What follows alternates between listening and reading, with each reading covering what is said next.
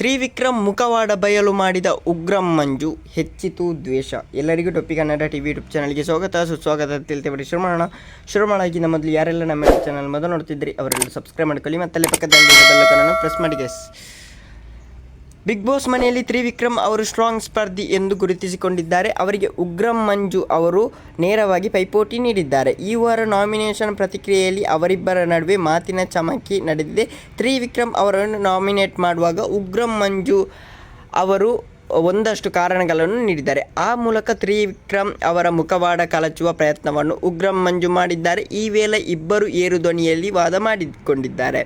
ಮೊದಲು ಮೋಕ್ಷಿತಾ ಅವರು ಉಗ್ರಂ ಮಂಜು ಜೊತೆ ಚೆನ್ನಾಗಿ ಇದ್ದರು, ಆದರೆ ಮೋಕ್ಷಿತಾ ಅವರನ್ನು ತಮ್ಮತ್ತ ಸೆಳೆದುಕೊಳ್ಳಬೇಕು ಎಂಬ ಕಾರಣಕ್ಕಾಗಿ ತ್ರಿವಿಕ್ರಮ್ ಅವರು ಒಂದು ಪ್ಲ್ಯಾನ್ ಮಾಡಿದ್ದರು. ನಿಮ್ಮ ಜೊತೆ ನಾನು ಆಟ ಆಡಬೇಕು ಎಂದು ಮೋಕ್ಷಿತಾ ಜೊತೆ ಕೈ ಜೋಡಿಸಿ ತ್ರಿವಿಕ್ರಮ್ ಪ್ರಯತ್ನಿಸಿದರು. ಅದೇ ಸಮಯಕ್ಕೆ ಮೋಕ್ಷಿತಾ ಅವರು ಉಗ್ರಂ ಮಂಜು ಜೊತೆ ಸ್ನೇಹ ಕೆಡಿಸಿಕೊಂಡರು. ಅವರ ಈ ಬದಲಾವಣೆ ಹಿಂದೆ ತ್ರಿವಿಕ್ರಮ್ ಅವರ ಕುತಂತ್ರ ವರ್ಕ್ ಆಗಿದೆ ಎಂಬುದು ಮಂಜು ವಾದ. ಈ ಮೊದಲು ಕ್ಯಾಪ್ಟನ್ಸಿ ಆಟದಲ್ಲಿ ತ್ರಿವಿಕ್ರಮ್ ಅವರಿಗೆ ಉಗ್ರಂ ಮಂಜು ಸಹಾಯ ಮಾಡಿದ್ದರು. ಮುಂದಿನ ಬಾರಿ ಉಗ್ರಂ ಮಂಜುಗೆ ತಾವು ಸಪೋರ್ಟ್ ಮಾಡುವುದಾಗಿ ತ್ರಿವಿಕ್ರಮ್ ಮಾತು ನೀಡಿದ್ದರು. ಆದರೆ ಈ ಮಾತು ತಕ್ಕಂತೆ ತ್ರಿವಿಕ್ರಮ್ ನಡೆದುಕೊಂಡಿಲ್ಲ ಎಂದು ಮಂಜು ವಾದ ಮಾಡಿದ್ದಾರೆ. ಅಲ್ಲದೆ ತ್ರಿವಿಕ್ರಮ್ ಅವರದ್ದು ಬೇರೆಯವರನ್ನು ತುಳಿದು ಮುಂದೆ ಸಾಗುವ ವ್ಯಕ್ತಿತ್ವ ಎಂದು ಮಂಜು ಖಂಡಿಸಿದ್ದಾರೆ.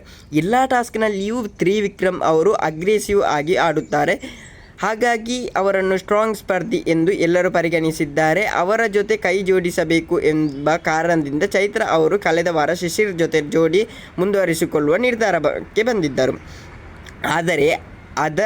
ಆದ್ದರಿಂದಾಗಿ ಚೈತ್ರ ಅವರಿಗೆ ಮುಳುವಾಯಿತು. ತ್ರಿವಿಕ್ರಮ್ ಅವರು ಚೈತ್ರ ಬದಲು ಭವ್ಯ ಅವರನ್ನು ಆಯ್ಕೆ ಮಾಡಿಕೊಂಡರು. ಭವ್ಯ ಕ್ಯಾಪ್ಟನ್ ಆದರೂ ಚೈತ್ರಗೆ ಸಿಕ್ಕಿದ್ದು ಕಪ್ಪು ಚುಕ್ಕಿ ಮಾತ್ರ ಅಂತ ಹೇಳಿದ್ದಾರೆ. ಓಕೆ ಗೈಸ್, ಮುಂದಿನ ಸಿಗೋಣ. ಅಲ್ಲಿವರೆಗೆ ಲೈಕ್, ಶೇರ್, ಸಬ್ಸ್ಕ್ರೈಬ್ ಮಾಡಿ ಅಂತ ಹೇಳ್ತಲ್ಲ.